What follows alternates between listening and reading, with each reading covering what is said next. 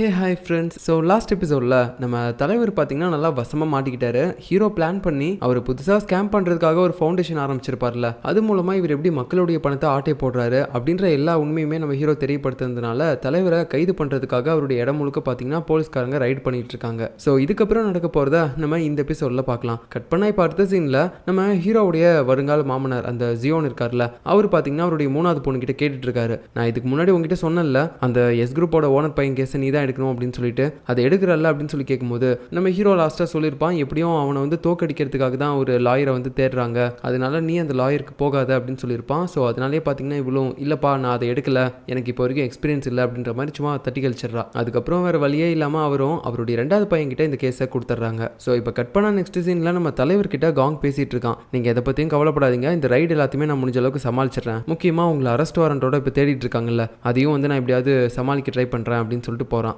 அதுக்கப்புறம் பார்த்தீங்கன்னா இந்த மந்திரம்லாம் போடுவாங்கல்ல, அந்த மாதிரி ஒரு லேடி உள்ளே வராங்க. ஸோ இந்த ஆன்மீகத்தில் கூட நம்ம தலைவருக்கு வந்து கொஞ்சம் ஈடுபாடுலாம் இருக்கு போல். இப்போ இந்த லேடி கிட்ட கேட்குறாங்க, இப்போ என்னை தாண்டி போனால ஒருத்தன் அவன் எனக்கு துரோகம் பண்ணுறவன் மாதிரி இருக்கானா அப்படின்னு சொல்லி கேட்கும்போது இல்லை அவன்லாம் துரோகம் பண்ண மாட்டான் அப்படின்னு சொல்ல அவருக்கு பார்த்தீங்கன்னா இப்போ அடுத்ததான் நம்ம ஹீரோ மேலே டவுட் வர ஆரம்பிக்குது. ஏன்னா அவனு இப்போ தானே புதுசாக சேர்ந்துருப்பான். ஸோ உடனே அவனுடைய ஃபோட்டோவை காட்டி இவன் துரோகம் பண்ணுவானான்னு பார்த்து சொல்லுங்க அப்படின் போது அவங்களும் பார்த்துட்டு இல்லை இவனும் துரோகம் பண்ண மாட்டான் அப்படின்னு சொல்கிறாங்க. ஸோ எது பண்ணுறதா இருந்தாலும் தலைவர் பார்த்தீங்கன்னா இவங்க கிட்ட கேட்டுட்டு தான் பண்ணுவாங்க போல். அதுக்கப்புறம் தலைவர் என்ன பண்ணுறாருன்னா, இப்போதைக்கு தற்காலிகமாக இந்த போலீஸோட அரெஸ்ட்லேருந்து நம்ம தப்பிக்கணும் அப்படின்னு சொல்லிட்டு இந்த போலீஸோட ஹெட் குவார்ட்டர்ஸ் மாதிரி ஒன்று இருக்கும், அதில் வந்து பெரிய பெரிய ஆட்கள்லாம் இருப்பாங்க போலீஸ் டிபார்ட்மெண்ட்டில், அவங்களுடைய டிபார்ட்மெண்ட்லேயே போயிட்டு உட்காந்துக்கிறாரு. ஏன்னா அங்கே இருக்கக்கூடிய அந்த பெரிய ஆஃபீஸரும் இவருடைய ஆள் தான் போல. ஸோ இப்படி போலீஸ் கிட்ட இருந்து தப்பிக்கிறதுக்காக போலீஸில் இருக்க ஒரு பெரிய அதிகாரியோட இடத்துல போய் உட்காந்துட்டு இருக்காரு இவர். அப்படியே கொஞ்ச நேரம் போகுது. நைட் ஆனதுக்கப்புறம் இவர் இதுக்கு மேலே இங்கே இருக்க முடியாது, நம்ம கிளம்பி நம்மளோட வீட்டுக்காவது போகலாம், எப்படின்னு நம்மளை அரெஸ்ட் பண்ண மாட்டாங்க அப்படின்னு சொல்லிட்டு இவர் கிளம்பும்போது அங்கே இருக்கக்கூடிய பெரிய ஆஃபீஸர்ஸ் எல்லாருமே சார் கொஞ்சம் வெயிட் பண்ணுறீங்களா அப்படின்னு சொல்லி கேட்கும்போது ஏன் என்னாச்சு அப்படின்னு சொல்லி நம்ம தலைவரும் ஒரு மாதிரி டெரராக கேட்கும்போது இல்லை சார் உங்களை இப்போ அரெஸ்ட் பண்ண சொல்லி மேலிடத்துலேருந்து ப்ரெஷர் அதிகமாக வந்துட்டு இருக்கு, ஸோ இதுக்கு மேலே உங்களால் வெளியே இருக்க முடியாது அப்படின்னு சொல்கிறாங்க. உடனே தலைவருக்கு பயங்கரமான கோவம், அவ்வளோதான் இதுக்கு மேலே நம்மளால் தப்பிக்க முடியாது அப்படின்னு யோசிக்கும் போது இதே நேரத்தில் இன்னொரு பக்கம் நம்ம காங்கு அப்படியே வில்லத்தனமாக சிரிச்சிட்டு இருப்பான். ஆக்சுவலாக அவனுக்கு நம்ம தலைவரை அரெஸ்ட் பண்ண போகிறாங்க, அவரை காப்பாற்றணும் அப்படின்ற ஒரு எண்ணமே கிடையாது. அவனை பொறுத்த வரைக்கும் நம்ம ஹீரோ இதுக்கு முன்னாடி நினச்ச மாதிரி தான் தலைவரோட இடத்துக்கு நம்ம போயிட்டு எல்லாருமே கண்ட்ரோல் பண்ணணும் அப்படின்னு சொல்லி தான் நினைக்கிறான். இந்த பக்கம் நம்ம தலைவரும் காங்குக்கு விடாமல் கால் பண்ணிட்டே இருக்காரு, அவன் வந்து நம்மளை காப்பாற்றுவான் அப்படின்னு சொல்லிட்டு. ஆனால் நம்ம காங் அந்த பக்கம் ஃபோனை எடுக்கவே இல்லை. அதுக்கப்புறம் அவன் பாட்டுக்கு நம்ம தலைவருடைய சேரில் வந்து உட்காடுறான். அங்கே சுற்றி இதுக்கு முன்னாடி நிறைய அதிகாரிகள்லாம் இருந்திருப்பாங்கல்ல, அவங்க எல்லாருமே ஒரு மாதிரி அதிர்ச்சியோட பார்க்குறாங்க, இவன் என்னதுக்கு வந்து உட்காடுறான் அப்படின்னு சொல்லிட்டு. அப்புறம் நம்ம காங்கே சொல்கிறான், இந்த மாதிரி நான் டெம்பரவரியாக தலைவர் பதவியில் இருக்கேன், ஏன்னா தலைவரை இப்போ கைது பண்ணி கூப்பிட்டு போயிட்டாங்க, நான் தான் அவங்க எல்லாருமே இதுக்கப்புறம் கண்ட்ரோல் பண்ண போகிறேன் அப்படின்னு சொல்லும்போது அந்த இடத்துல நம்ம காங்குக்கு பிடிக்காத ஒரு ஆஃபீஸர் இருப்பான்ல, அதாவது இதுக்கு முன்னாடி அவனுடைய பொண்ணு கூட இந்த ட்ரக் கேஸில் மாட்டி அவனுக்கு பயங்கரமான அசிங்கம் வந்திருக்கும். ஸோ அவனை வந்து வேலையிலேருந்து தூக்க கிடையாது, ஆனால் அதுக்கு பதிலாக இவன் இதுக்கு முன்னாடி இருந்தால் அந்த பதவியில் இருந்து அவனை டீ ப்ரொமோட் பண்ணியிருக்காங்க. ஸோ நம்ம காங் இப்படி இவனை பார்த்து கேட்கும்போது இப்போ தலைவர் பதவியில் இவன் இருக்கிறதுனால இவன் சொல்கிறதெல்லாம் கேட்டு தான் ஆகணும் அப்படின்னு சொல்லிட்டு வாங்க தலைவரே எங்களுடைய புது தலைவரை நாங்கள் வரவேற்கிறோம் அப்படின்னு சொல்லிட்டு நம்ம காங்கை பார்த்து அவன் பாராட்டிட்டு இருக்கான். ஸோ நம்ம ஹீரோவும் இது எல்லாத்தையுமே பார்த்துட்டு தான் இருப்பான். காங்க அவன் நினச்ச மாதிரியே தலைவர் பதவிக்கு வந்துட்டான். ஆனால் இது ரொம்ப நாளைக்கு நீடிக்காது, கண்டிப்பாக மறுபடியும் தலைவரை இவங்க வெளியே எடுக்க பார்ப்பாங்க. ஏன்னா இவங்களை பற்றின விஷயம் எல்லாமே நிறைய தலைவருக்கு தெரிஞ்சிருக்கும். ஸோ அவர் அப்படியே உள்ளே விட மாட்டாங்க, கண்டிப்பாக அவரை வெளியே வர வச்சு அவர் மேலே தப்பில்லைன்னு சொல்லி நிரூபிப்பாங்க, இல்லைன்னா அவருடைய கதையவே முடிச்சிருவாங்க. ஏன்னா இவங்கெல்லாம் அப்போ தான் மாட்டாமல் இருப்பாங்க அப்படின்னு சொல்லி ஹீரோ அவனுடைய மனசுக்குள்ளேயே இதெல்லாம் யோசிச்சு பார்க்குறான். அதுக்கப்புறம் மீட்டிங் முடிச்சுட்டு எல்லாருமே கிளம்பும்போது அந்த ஜாக் பார்த்தீங்கன்னா ஒரு அதிகாரி கிட்ட சொல்லிட்டு வந்துட்டு இருக்காரு,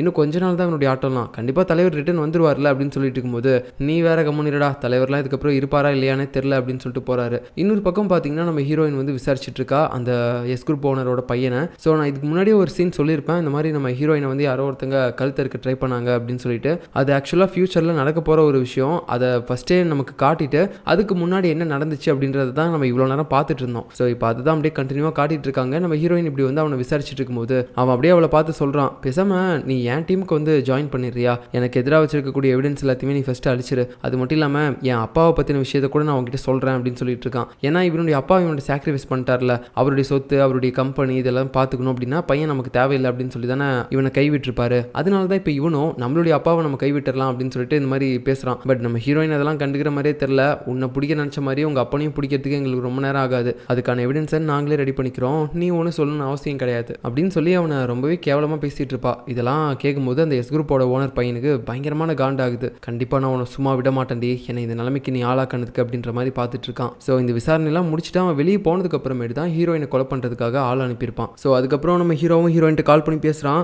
அவனை விசாரிச்சியா அந்த எஸ் குரூப் ஓனர் பையனை, அவன் ஏதாவது சொன்னானா அப்படின்னு சொல்லி கேட்கும்போது அவங்க அப்பா எப்படி அவனை கைவிட்டானோ அதே மாதிரி இவனும் அவனுடைய அப்பனை கைவிடுறேன் அப்படின்னு சொன்னான். ஃபர்ஸ்ட் இவனை தூக்கி உள்ள போடுவோம், அதுக்கப்புறம் உங்க அப்பனை பாத்துக்கிறேன்டா நாங்க அப்படின்னு சொல்லிட்டு நான் அவன்கிட்டயே பேசிட்டேன் அப்படின்னு சொல்லும்போது நம்ம ஹீரோக்கு ஏதோ ஒன்று தப்பா படுது. கண்டிப்பா அவன் இவ்வளோ ஈஸியாக விட்டு கொடுக்குற ஆள் கிடையாது, இவ்வளோ பணத்தையும் வச்சு நம்ம இந்த கேஸ்ல இருந்து தப்பிக்க முடியல அப்படின்ற ஒரு வெறியில அவன் கண்டிப்பா ஹீரோயின் ஏதாவது ஒன்று பண்ணவும் வாய்ப்பு இருக்கு அப்படின்னு சொல்லி நம்ம ஹீரோ பாத்தீங்கன்னா ஃபர்ஸ்டே பாத்தீங்கன்னா அவனுடைய ஃப்ரெண்டு டோலுக்கு கால் பண்ணி சொல்லியிருப்பான், இந்த மாதிரி அந்த எஸ் குரூப்போட ஓனர் பையன் எங்கெல்லாம் போறான் என்னெல்லாம் பண்றான் அப்படின்றத நீ வாட்ச் பண்ணு, அவன் எக்காரணத்தை கொண்டு ஹீரோயின் பக்கத்தில் நெருங்க விட்டுறக்கூடாது அப்படின்னு சொல்லியிருப்பான். நம்ம டோலும் அதே மாதிரி எல்லா நேரங்களையும் அவனை ஃபாலோ பண்ணிட்டே இருந்திருப்பான். பட் அவன் பார்த்தீங்கன்னா ஹீரோயின் பக்கத்திலே போல, அவன் பாட்டுக்கு அவனுடைய ரெகுலர் லைஃப் தான் வந்து பண்ணிட்டு இருந்திருப்பான், கேம் விளையாடுறது, ஏதாவது கிளப்புக்கு போகிறது அந்த மாதிரி. ஸோ அவன் கண்டிப்பாக ஏதாவது ஆளை வச்சு முடிக்க கூட ட்ரை பண்ணுவான். அதனால ஹீரோயினை நம்ம எப்பயும் தனியாக விடவே கூடாது அப்படின்னு சொல்லிட்டு இப்போ நம்ம ஹீரோயின் எங்கே இருக்கா அப்படின்றத கேட்கறதுக்காக அவளுக்கு கால் பண்ணிட்டே இருப்பான். ஆனால் ஹீரோயின் எடுக்கவே இல்லை. ஏன்னு பார்த்தா அவள் ஃபோனை கார்லேயே விட்டு போயிட்டா. சரின்னு சொல்லிட்டு அவள் ஃபோனை கரெக்டாக எடுக்க வரும்போது அவளுக்கு பின்னாடி அந்த டைமில் தான் ஒரு ஆள் வந்து அவளுடைய கழுத்தில் கத்தி வச்சு குத்த வந்திருப்பான். பட் சரியான நேரத்தில் நம்ம ஹீரோயின் பார்த்தீங்கன்னா அவகிட்ட இருந்த ஒரு கத்தி எடுத்து அவனுடைய இடுப்பில் குத்தி அதுக்கப்புறமேட்டு கையில இருந்து ஒரு கன் எடுக்கிறா. ஸோ இது வந்து நம்ம பார்க் இதுக்கு முன்னாடி கொடுத்துருப்பான்ல அந்த கன் கிடையாது, இது ஏதோ ஒரு பெப்பர் ஸ்ப்ரே போல. அதை அப்படியே அவன் மூஞ்சில் அடிக்கும்போது அவனுக்கு பயங்கர எரிச்சலாக இருக்குது, ஒரு மாதிரி கதறிட்டு இருப்பானா, எரியுதுன்னு சொல்லிட்டு இருப்பான். அப்போ உடனே மறுபடியும் கத்தியை வச்சு நம்ம ஹீரோயினை குத்தலாம் அப்படின்னு சொல்லி வரும்போது அந்த இடத்துக்கு நம்ம டோலும் ஹீரோவும் வந்துடுறாங்க.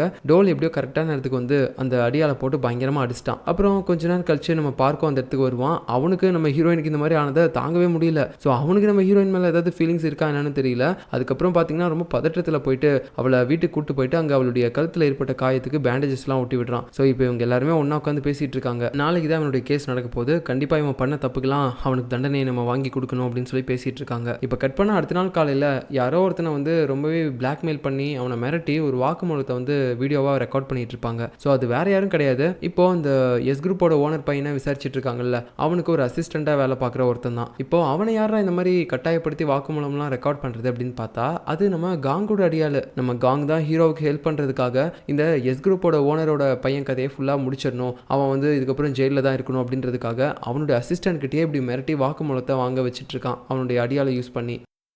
இப்போ அடுத்த சீனில் பார்த்தீங்கன்னா கோர்ட்டில் இந்த கேஸ் தான் போயிட்டு இருக்குது. அந்த எஸ் குரூப்போட ஓனர் பையனை வந்து விசாரிச்சுட்டு இருக்காங்க. நம்ம ஹீரோயின் வந்து ஆப்போனன்ட் வக்கீலாக இருக்கிறதுனால அவள் எல்லா விஷயத்தையுமே சொல்கிறா. இது வரைக்கும் இவன் ஸ்டாக்ஸில் இந்த மாதிரியான கேம்லிங் பண்ணி பணத்தை சேகரித்தான், அதுவும் இல்லாமல் சாதாரண மக்களுடைய அக்கௌண்ட்டை யூஸ் பண்ணி இவன் நிறைய பேங்க்லலாம் வந்துட்டு பணத்தை லோனுக்கு வாங்கியிருக்கான், அது எல்லாத்தையுமே இவன் ஆட்டையை போட்டு வச்சுருந்துருக்கான். அப்படி அவன் யூஸ் பண்ணக்கூடிய மக்களுடைய அக்கௌண்ட் எல்லாமே அவங்க இறந்தவங்களா இருப்பாங்க, இல்லை அந்த மாதிரி ஒரு பேரில் யாருமே இல்லாமல் இருப்பாங்க. ஸோ இப்படி இவன் ஸ்கேம்லாம் பண்ணி நிறைய பணத்தை சேகரித்து வச்சிருக்கான் அப்படின்லாம் சொல்லும்போது நம்ம ஹீரோவும் பார்த்தீங்கன்னா இதெல்லாமே நோட் பண்ணிட்டு இருப்பான். அது மட்டும் இல்லாமல் இது எல்லாத்துக்கும் ஒரு சாட்சியும் இருக்குது, அது வேற யாரும் கிடையாது, நம்ம காங்கோட அடியால் பார்த்தீங்கன்னா இப்போ வற்புறுத்தி ஒருத்தனை ரெக்கார்ட் பண்ண வச்சிருப்பான்ல அந்த எஸ் குரூப் ஓனர் பையனோட அசிஸ்டண்ட்டை, அவனை மிரட்டி இந்த வாக்குமூலத்தை வாங்கியிருந்தாலும் அதில் அவன் சொல்லக்கூடிய விஷயங்கள் எல்லாமே உண்மைதான். இந்த எஸ் குரூப்போட ஓனர் பையன் என்ன மாதிரியான தப்புலாம் பண்ணா அப்படின்ற எல்லாத்தையுமே பார்த்தீங்கன்னா அவன் புட்டு வச்சுட்டு இருக்கான். மேற்கொண்டு அவனே சில ஆடியோலாம் வேற ரெக்கார்ட் பண்ணி வச்சிருப்பான் போல இந்த எஸ் குரூப் ஓனர் பையனுக்கு எதிராக, அதையும் வேற அந்த வீடியோலேயே ப்ளே பண்ணி காட்டுறான். ஸோ இந்த எல்லா ஆதாரங்களையுமே வச்சு நம்ம ஹீரோ இப்போ கடைசியில் இந்த எஸ் குரூப் ஓனர் பையனுக்கு ஜட்ஜ்மெண்ட் கொடுக்குறான். இது எல்லாத்தையுமே வச்சு பார்க்கும்போது தப்பு இவன் மேலே தான் இருக்குது அப்படின்றது நமக்கு கன்ஃபார்மாக தெரியுது.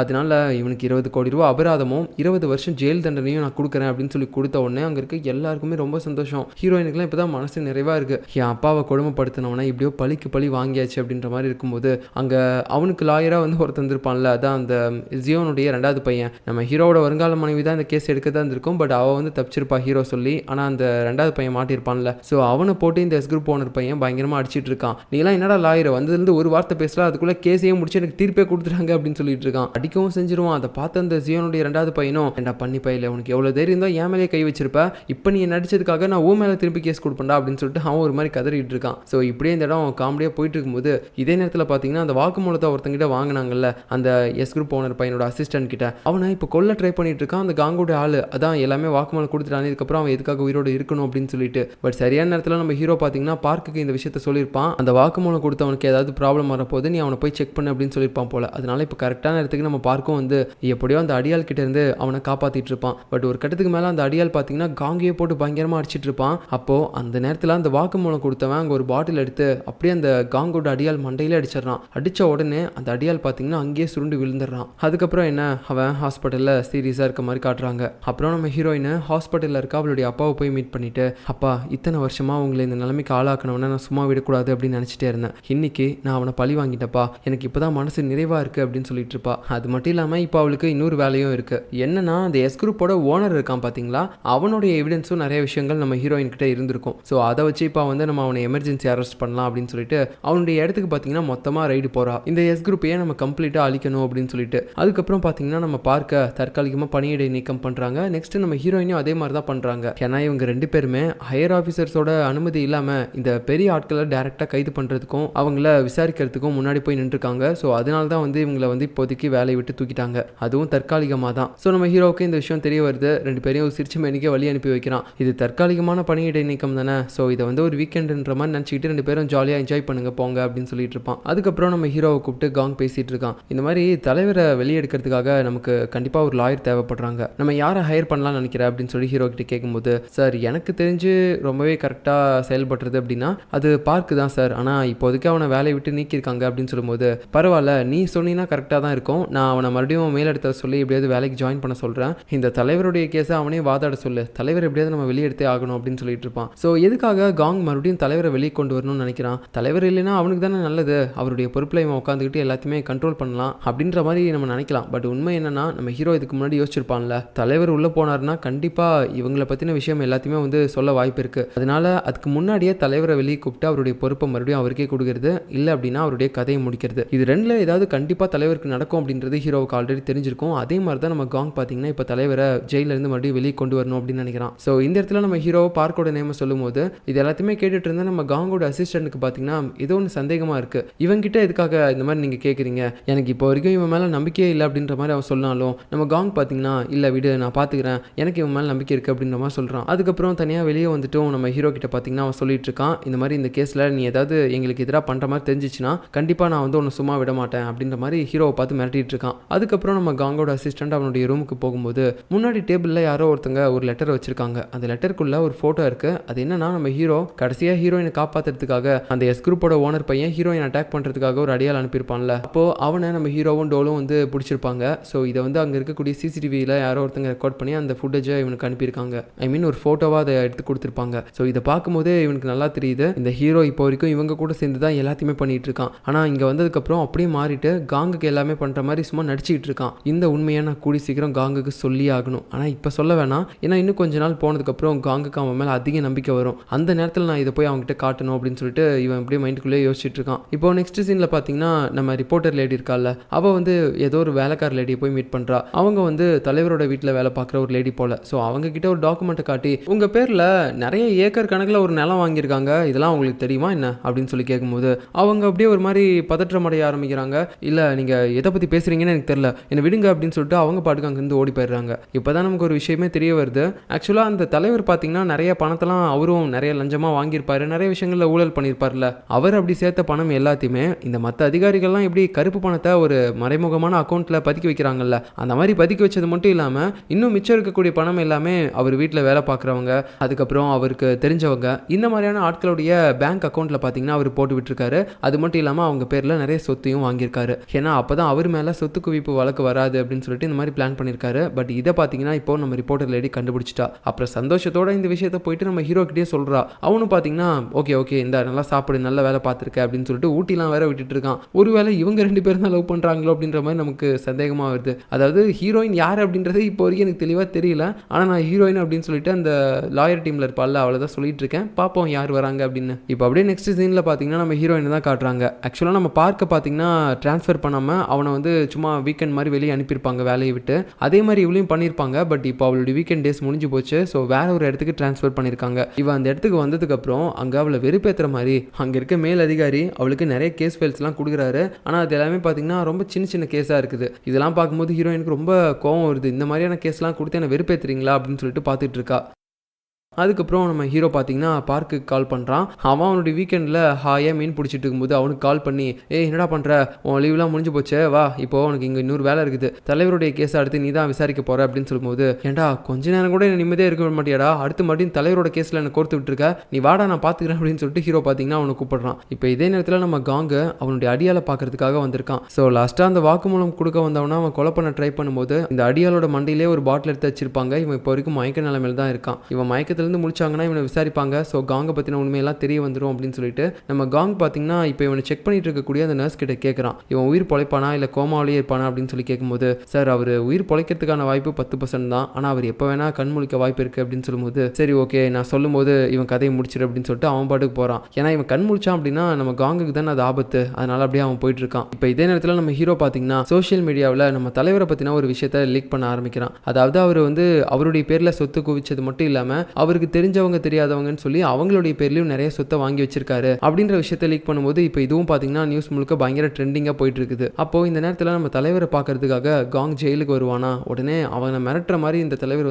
பேசிட்டு இருக்காரு. அவனை என்ன வெளியே மட்டும் நீ எடுக்கலன்னு வச்சுக்கோ, ஏன் உன்னை பற்றியும் சரி அங்கே அந்த போர்டு மீட்டிங்கில் இருப்பானுங்களா மற்ற அதிகாரிகள் அவங்க பண்ண ஊழல், அவங்க எனக்கு லஞ்சமாக கொடுத்தது, இது எல்லாத்தையுமே நான் போலீஸ் விசாரணையில் சொல்லுவேன். அதுக்கப்புறம் எல்லாருமே ஒட்டுக்க மாட்டிருவீங்க. ஸோ அதனால எப்படியாவது என்னை வெளியே எடுக்கிற வேலையை பாரு, என்னோட இடத்துல உட்காந்துக்கிட்டு நீ ரொம்ப ஆடணும்னு மட்டும் நினைக்காத அப்படின்னு சொல்லி நம்ம தலைவர் மிரட்டும் போது, அட நான் என்ன தலைவரை உங்களை அப்படி பண்ண போகிறேன், நீங்கள் இல்லாமல் அந்த இடமே வெறிச்சோடி போய் கிடக்குது, கண்டிப்பாக இன்னும் கொஞ்ச நாளில் நான் உங்களை கூப்பிட்டு வந்துடுவேன் அப்படின்ற மாதிரி பார்த்தீங்கன்னா அவன் பேசிட்டு போகிறான். அதுக்கப்புறமேட்டு நம்ம ஹீரோவை காட்டுறாங்க. அவனுக்கு விஷயம் தெரிய வந்துச்சு, இந்த மாதிரி ஹாஸ்பிட்டலில் இருக்கான்ல காங்கோட அடியால் அவனை கொல்ல போகிறான் அப்படின்னு சொல்லிட்டு. அதனால ஒரு சேஃப்டிக்காக நம்ம ஹீரோ இப்போ அவன் ரூமுக்கு பார்த்துட்டு இருக்கான், இங்கே யாராவது இருக்காங்களா அப்படின்னு சொல்லி பார்த்துட்டு இருக்கும்போது கரெக்டாக நர்ஸ்லாம் வேற உள்ள வர மாதிரி தெரியுது. போச்சுடா நம்ம ஹீரோ மாட்ட போகிறான் அப்படின்னு நினைக்கும் போது அங்கே வெளியில் நம்ம ஹீரோட ஃப்ரெண்டு டோலு, ஐயோ எனக்கு வயிறு வலிக்குது அப்படின்னு சொல்லி கீழே விழுவான். இதை பார்த்துட்டு இந்த ரூம்குள்ளே வர இருந்தாங்கல்ல அந்த நர்ஸ் அப்படியே போயிட்டு பார்க்குறாங்க. ஐயோ என்னாச்சு சார் அப்படின்னு சொல்லி கேட்டுட்டு இருக்கும்போது, ஒன்றும் இல்லை எனக்கு ஒரு மாதிரி தலை வலிக்குது அப்படின்னு சொல்லிட்டு இருப்பான். இப்போ வயிறு வலிக்குது நீங்கள், ஆமாம் ரெண்டுமே வலிக்குது அப்படின்னு சொல்லிட்டு இருக்கும்போது கரெக்டாக நம்ம ஹீரோவும் பார்த்தீங்கன்னா அந்த ரூம்லேருந்து வெளியே போயிடுறான். அப்புறம் நம்ம டோலோட ரூமுக்கு ஹீரோ போவான். இப்போ அந்த காங்கோட அடியால் ஒரு இடத்துல அட்மிட் ஆயிருக்கான்ல, அதுக்கு பக்கத்து ரூமில் தான் இவங்களும் இருப்பாங்க. நம்ம டோல் ஹீரோ கிட்ட சொல்லிட்டு இருக்கான், எப்படா பயங்கரமாக ஆக்டிங் பண்ணனா அப்படின்னு சொல்லும்போது, அதெல்லாம் நல்லா தான் பண்ணேன், ஆனால் இப்போ வரைக்கும் அந்த அடியால கொல்றதுக்கு யாருமே இங்கே வரல, பட் என்னோட கெஸ் கரெக்டாக இருந்துச்சுன்னா கண்டிப்பாக காங் மாட்டக்கூடாது அப்படின்றதுக்காக அந்த அடியால கொல்றதுக்கு யாரோ ஒருத்தங்களை இங்கே ஏற்பாடு பண்ணியிருப்பான். அவங்க இந்த ஹாஸ்பிட்டலே இருக்கக்கூடிய ஆளாக கூட இருக்கலாம், நீ எதுக்கும் கொஞ்சம் அலர்ட்டாயிரு, அவனை சாக விட்டுறாத அப்படின்னு சொல்லும்போது, நான் பார்த்துக்கிறேன் அப்படின்ற மாதிரி அவன் பேசுகிறான். அப்போ அப்படியே நைட்டு பார்த்தீங்கன்னா அந்த அடியால கொல்றதுக்காக நம்ம காங் ஒரு நர்ஸ் கிட்ட சொல்லிட்டு போயிருப்பான்ல, கொஞ்ச நேரம் கழிச்சு இவன் கதையை முடிச்சிருங்க அப்படின்னு சொல்லிட்டு. அந்த நர்ஸ் பார்த்தீங்கன்னா இப்போ அவனுடைய ட்ரிப்ஸில் ஏதோ விஷயத்தை கலக்கிற மாதிரி தெரியுது. பட் அந்த நேரத்தில் அவன் கண் முழிச்சு அதை பார்த்துடுறான். அந்த நர்ஸோட கழுத்தையும் போட்டு நெரிச்சு அவளை அப்படியே மயக்கமடைய வச்சிடறான். அதுக்கப்புறம் அந்த நர்ஸ்க்கு நம்ம காங் கால் பண்ணி, என்னாச்சு அவன் கதையை முடிச்சிட்டியா அப்படின்னு சொல்லி கேட்கும்போது நம்ம அடியாளுக்கு பயங்கரமான ஷாக்கு. இவ்வளோ நாளாக இவனுக்காக நம்ம எத்தனை பேரை கொலை பண்ணியிருப்போம், எவ்வளோ விசுவாசமாக இருந்தோம், ஆனால் இன்னைக்கு இவன் என்னையே கொலை பண்ணுறதுக்காக ஆள் இப்படி ஏற்பாடு பண்ணியிருக்கானே அப்படின்னு சொல்லிட்டு அவனால் நம்பவே முடியல. அதுக்கப்புறம் அப்படியே ஃபோனை கட் பண்ணிட்டு போயிடுவான். பட் நம்ம காங்குக்கு புரிஞ்சிச்சு, அங்கே ஏதோ ஒன்று தப்பாக நடந்துட்டு இருக்க மாதிரி தெரியுது அப்படின்ற மாதிரி யோசிக்கும் போது கரெக்டாக வெளியில் பார்த்தீங்கன்னா காவலுக்காக ஒரு போலீஸ் ஆஃபீஸர் இருந்திருப்பாரு. அவரையும் பேனாவை வச்சு குத்தி இந்த அடியால் அங்கேருந்து தப்பிச்சிருவான் ஒரு கார் எடுத்துட்டு. நம்ம ஹீரோவோட ஃப்ரெண்டு டோலுக்கு அதுக்கப்புறமேட்டு தான் இதெல்லாம் தெரிய வருது. உடனே இது அப்படியே பார்த்தீங்கன்னா நம்ம ஹீரோ கிட்ட சொல்கிறான், இந்த மாதிரி அந்த அடியால் பார்த்தனா தப்பிச்சுட்டு போயிட்டான்டா அப்படின்னு சொல்லிட்டு. சரி விடு, எப்படியும் அப்படின்னா அவன் அடுத்து காங்க தான் போய் மீட் பண்ணுவான் அப்படின்னு சொல்லி நம்ம ஹீரோவுக்கும் அது ஆல்ரெடி தெரிஞ்சிருக்குது. இப்போ நெக்ஸ்ட் சீனில் நம்ம காங் பார்த்தீங்கன்னா அந்த போர்டு மீட்டிங்கில் பெரிய பெரிய அதிகாரிகள்லாம் இருப்பாங்கல்ல, அவங்க எல்லாருமே கூப்பிட்டு பேசிட்டு இருக்கான். நீங்கள் எதை பற்றியும் கவலைப்படாதீங்க, கண்டிப்பாக தலைவரை நம்ம வெளியே எடுத்துடலாம், நீங்கள் எல்லாம் பயப்படுறதுலேயே ஒரு நியாயம் இருக்கு, ஏன்னா நம்ம எல்லாரை பற்றின விஷயமும் தலைவருக்கு தெரிஞ்சிருக்கும், அதனால அவர் மட்டும் வாயை திறந்தாருன்னா அவர் கூடவே சேர்ந்து நம்ம எல்லாருமே ஜெயிலுக்கு போவோம் அப்படின்றது எனக்கு புரியுது. ஸோ அந்த மாதிரி மட்டும் நடக்காது, அதுக்கு முன்னாடியே நம்ம தலைவரை வெளியே கூட்டு வந்துடலாம் அப்படின்னு சொல்லி ஒரு நம்பிக்கையோட பார்த்தீங்கன்னா இவன் எல்லாத்தையுமே பேசிட்டு இருக்கான். அதுக்கப்புறமேட்டு அவனுக்கு சாப்பிடணும் போல இருக்கு போல. ஸோ அவன் அசிஸ்டண்ட்டை கூட்டிகிட்டு வழக்கமாக ஒரு ரெஸ்டாரண்ட்டுக்கு போவான்ல அந்த இடத்துக்கு போகிறான். ஆனால் அங்கே அவங்களுக்கு அதிர்ச்சி கொடுக்குற மாதிரி அந்த அடியால் பார்த்தீங்கன்னா உட்காந்துக்கிட்டு இருக்கான். ரெண்டு பேருக்கும் ஷாக் ஆயிடுச்சு. சரி ஓகே, இவன் இப்போ காங் மேலே பயங்கரமான கோவத்தில் இருப்பான் கொலை பண்ண சொன்னதுக்காக, அதனால இவனை போய் நம்ம ஃபர்ஸ்ட் கன்வின்ஸ் பண்ணலாம் அப்படின்னு சொல்லி அந்த அசிஸ்டன்ட் பார்த்தீங்கன்னா அவங்ககிட்ட பேச ஆரம்பிக்கிறான். டேய் நீ தப்பாக புரிஞ்சுக்கிட்டுடா, உன்னை கொலை பண்ணணும் அப்படின்றது எங்கள் மோட்டிவே கிடையாது, அதை நாங்கள் பண்ணல வேற யாராவது ஒருத்தவங்க பண்ணியிருப்பாங்க அப்படின்னு அவன் பேசிக்கிட்டே இருக்கும்போது சதகுன்னு பார்த்தீங்கன்னா கத்தி எடுத்து அவனே குத்திடுறான். ஸோ அதை பார்த்தோன்னே காங்குக்கு அப்படியே அடிவயர்லாம் கலக ஆரம்பிக்குது. ஐயோ என்னடா இது, இவ்வளோ நாளாக நம்ம சொன்ன விஷயத்தை கேட்டுட்டு இருந்தவன் இப்போ நமக்கு எதிராகவே செயல்படுறானே அப்படின்னு சொல்லிட்டு. அதுக்கப்புறம் அப்படியே அந்த அடியால் பக்கமாக வருவான். நம்ம காங் பக்கத்தில் கத்தி எடுத்து நிற்கும் போது காங் இந்த இடத்துல ஐடியா பண்ணி அப்படியே மாற்றி பேச ஆரம்பிக்கிறான். என்ன மன்னிச்சிடுறா, எங்கே நான் மாட்டிப்பேன் அப்படின்றதுக்காக உன்னை கொலை பண்ண சொல்லலை, நீ உயிர் பொழைக்கிறதுக்கு 10% தான் வாய்ப்பு இருக்குது அப்படின்ற மாதிரி சொன்னாங்க, அதனால தான் நீ துடிதுடிச்சு சாகக்கூடாது, நிம்மதியாக டக்குன்னு செத்துடணும் அப்படின்றதுக்காக மட்டும்தான்டா நான் உன்னை கொல்ல சொன்னேன், நீ தான் இந்த தப்பாக புரிஞ்சுக்கிட்டு அப்படின்னு சொல்லும்போது அந்த பைத்தியக்காரனும் இந்த பைத்தியக்காரன் சொல்கிறத அப்படியே கேட்டுக்கிட்டு அவன் கையில் வச்சிருந்த கத்தியை கீழே போட்டு அப்படியே கண்ணெல்லாம் கலங்கிக்கிட்டு, என்னை மன்னிச்சிருங்க, எனக்கு அப்போவே தெரியும் சார், கண்டிப்பாக நீங்கள் என்னை கொல்றதுக்காக ஆளை ஏற்பாடு பண்ணியிருக்க மாட்டீங்கன்னு அப்படின்னு சொல்லிட்டு இருக்கும்போது உடனே பார்த்தீங்கன்னா நம்ம காங்கு அந்த கத்தியை அவனை குத்திடுவான் அப்படின்னு நினச்சா மறுபடியும் அவன் கையிலே கொடுத்து நீ பண்ண வேண்டிய இன்னொரு வேலை இருக்குதுப்பா அப்படின்னு சொல்லும்போது அவனும் சொல்லுங்க என்ன பண்ணணும் அப்படின்னு மாதிரி கேட்குறான். என்ன பண்ண போகிறாங்க அப்படின்றது தான் தெரில. இப்போ அதுக்கடுத்து பார்த்தீங்கன்னா அந்த போர்டு மீட்டிங் நடக்கக்கூடிய இடத்த காட்டுறாங்க. நம்ம தலைவர் மேலே இந்த கேஸ் எல்லாத்தையும் ரிமூவ் பண்ணிட்டு மறுபடியும் பார்த்தீங்கன்னா நம்ம காங் காங்கு வந்து அவனுடைய இன்ஃப்ளூயன்ஸை யூஸ் பண்ணி தலைவரை இங்கே கூட்டு வந்துட்டான். ஸோ எல்லாருக்கும் ரொம்ப சந்தோஷமாக இருக்குது. நல்ல வேலை தலைவரை, நீங்கள் மறுபடியும் உங்கள் பொறுப்புக்கே வந்துட்டீங்க. நீங்கள் ஜெயிலில் இருக்க ஒரு நேரமும் எங்களுக்கு பக்குன்னு இருந்துச்சு அப்படின்ற மாதிரி எல்லாருமே பயத்தில் பேசும்போது ஓகே ஓகே அதான் நான் வந்துட்டேன், இதுக்கப்புறம் நான் பார்த்துக்கிறேன் அப்படின்னு சொல்லிட்டு அப்படியே எங்கள் சரக்கு எடுத்துகிட்டு எல்லாருமே சேர்ஸ் அப்படின்னு சொல்லிட்டு இருப்பாங்க. இந்த கூட்டத்தில் நம்ம ஹீரோவும் ஒருத்தனாக இருப்பான். அதுக்கப்புறம் தலைவரும் சரி நீங்களாம் பேசிட்டு இருங்க, எனக்கு ரொம்ப டயர்டாக இருக்குது ஜெயிலுக்கு போயிட்டு வந்ததுலேருந்து, நான் போய் ரெஸ்ட் எடுக்கிறேன் அப்படின்னு சொல்லி அவருடைய ரூமுக்கு போகும்போது அங்கே நம்ம காங்குடைய அடியால் ஒளிஞ்சிக்கிட்டு இருக்கிறான் கத்தியை வச்சுக்கிட்டு. ஸோ இப்போதான் நமக்கு தெரிய வருது காங் அடுத்ததாக தலைவரை போட்டு தள்ளுறதுக்காக தான் அவனை ஏற்பாடு பண்ணியிருப்பார் போல. இந்த நேரத்தில் நம்ம காங் பார்த்தீங்கன்னா கண்டிப்பாக தலைவரோட கதை முடிஞ்சிடும் அப்படின்னு சொல்லிட்டு அங்கே இருக்கக்கூடிய கிளாஸை உயர்த்தி எல்லார்ட்டுமே காட்டுறான் சேர்ஸ் அப்படின்னு சொல்லிட்டு. இப்போதான் நமக்கு ஒரு ஃப்ளாஷ்பேக்கே காட்டுறாங்க. இவங்க எல்லாருமே சேர்ந்து ஆல்ரெடி பிளான் போட்டாங்க, தலைவர் கண்டிப்பாக ஜெயிலிருந்து வந்துருவாரு, அப்படி வரும்போது நம்ம அவரை போட்டு தள்ளிடலாம், ஏன்னா எல்லா நேரமும் அவருக்கு பயந்துட்டு நம்ம இருக்க முடியாதுல்ல அப்படின்னு சொல்லி பேசியிருப்பாங்க இவங்க எல்லாருமே ஒட்டுக்கா. அந்த எஸ் குரூப்போட ஓனரு, அதுக்கப்புறமேட்டு பார்த்தீங்கன்னா அந்த ஜாக்கு, நம்ம காங்கு, அவனுடைய அசிஸ்டன்ட், இப்படி பெரிய பெரிய ஆட்கள் எல்லாருமே உட்காந்து பேசியிருப்பாங்க. ஸோ அதுக்கேற்ற மாதிரி தான் இப்போ நம்ம தலைவரோட கதையை காங்கோட அடியால் வந்து முடிக்க ட்ரை பண்ணிட்டு இருக்கான். கழுத்தை நெரிச்சிட்டு இருக்கும்போது அப்போன்னு பார்த்தா அந்த மந்திரவாதி லேடி உள்ள வரா. அவளை பார்த்தோன்னே இவனுக்கும் பயமாயி போயிடுது. அவளை அட்டாக் பண்ணலாம் அப்படின்னு சொல்லி நினைக்கும் போது நம்ம தலைவர் அந்த கேப்ல அவங்ககிட்ட இருந்து தப்பிச்சு அவர்கிட்ட இருந்த ஒரு கன்னை எடுத்து டப்புன்னு 2 சுட்டு சுடுறாரு. என்ன இது சத்தம், தலைவரோட கதை முடிஞ்சிருக்குமா அப்படின்ற மாதிரி இவங்க நினைச்சிட்டு இருக்கும்போது நம்ம தலைவர் பார்த்தீங்கன்னா அவரோட கன்னை எடுத்துக்கிட்டு கையில் கொஞ்சம் பணத்தை எடுத்துட்டு இங்கேருந்து ஓடி போயிட்டு இருக்காரு. இவனுங்களை நம்ப முடியாதுடா சாமி, இவனுங்க மாட்டிக்க கூடாது அப்படின்றதுக்காக என்ன கொலை பண்றதுக்காக இப்போ ஆளுங்களை ஏற்பாடு பண்ணிட்டானுங்க. ஸோ இதுக்கப்புறமும் இங்கே இருக்கக்கூடாது அப்படின்னு சொல்லிட்டு அவர் ஓடிட்டு இருக்கும்போது நம்ம ஹீரோ அந்த இடத்துக்கு வரான். அவனை பார்த்தோன்னே தலைவர் அப்படியே கன்னை காட்டிட்டு இருக்காரு. டேய் உண்மையை சொல்லு, நீ தானே என்ன கொலை பண்றதுக்காக ஆளை ஏற்பாடு பண்ண அப்படின்னு சொல்லும்போது இல்லை சார் நான் கிடையாது, இது எல்லாத்துக்குமே காரணம் வேற ஒருத்தங்க, அதுவும் இல்லாமல் நீங்கள் உயிரோட இருக்கணும் அப்படின்னா என் கூட வந்தால் மட்டும் தான் முடியும் அப்படின்னு சொல்லிட்டு அந்த இடத்துக்கு பார்த்தீங்கன்னா பார்க் வரான் கரெக்டாக கார் எடுத்துட்டு. இதை பார்த்துட்டு தலைவருக்கு ஒன்றுமே புரியல. இருந்தாலும் ஒரு விஷயத்தில் மட்டும் நம்ம ஹீரோவை நம்புறாரு. ஏன்னா அங்கே இருக்கக்கூடிய மற்ற அதிகாரிகள் தான் அவங்க போலீஸ் கிட்ட மாட்டிக்க கூடாது அப்படின்ற ரீசனுக்காக நம்ம தலைவரை கொல்ல பார்க்குறாங்க. ஸோ அப்படி இருக்கும்போது நம்ம ஹீரோவை பற்றி தலைவருக்கு சுத்தமாக எதுவுமே தெரியாது. ஸோ அப்படின்னா இவன் கண்டிப்பாக நம்மளை கொல்றதுக்கான வாய்ப்பும் இல்லை அப்படின்னு சொல்லிட்டு நம்ம ஹீரோவை நம்பி பார்க்கோட காரில் ஏறி போறாரு. இப்போ உள்ள பார்த்தீங்கன்னா அங்கே போர்டு மீட்டிங்கில் ஜாக் வந்து கோவத்தில் காங்க கத்திக்கிட்டு இருக்கான். அப்படியே சட்டெல்லாம் பிடிச்சிட்டு, உன்னை நம்பி தாண்டா நாங்கள் எல்லாருமே தலைவரை கொல்றதுக்கு சம்மதிச்சோம், இப்போ தலைவரை காணும்டா, அவர் வெளியே போயிட்டு நம்ம எல்லாருமே போட்டு கொடுத்துட்டா என்ன பண்ணுறது அப்படின்னு சொல்லி எல்லாருமே காங்க பார்த்து கத்திக்கிட்டு இருக்காங்க. ஸோ இதுக்கப்புறம் நடக்க போகிறத நம்ம அடுத்த எபிசோடில் பார்க்கலாம். பாய்.